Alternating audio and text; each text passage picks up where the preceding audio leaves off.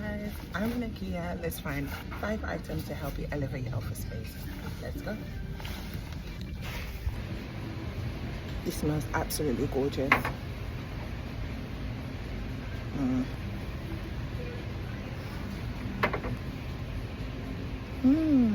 This is nice. This smells really, really nice.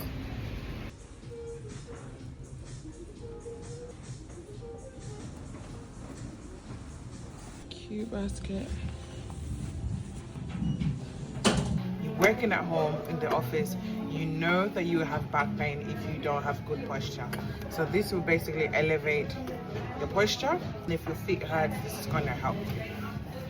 Those who work in the office, you know how hard it is sometimes.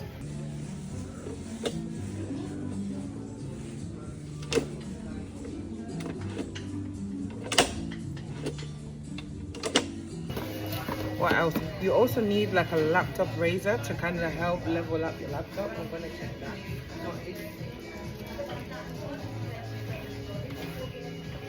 You're going to need this as well. Put the laptop on top.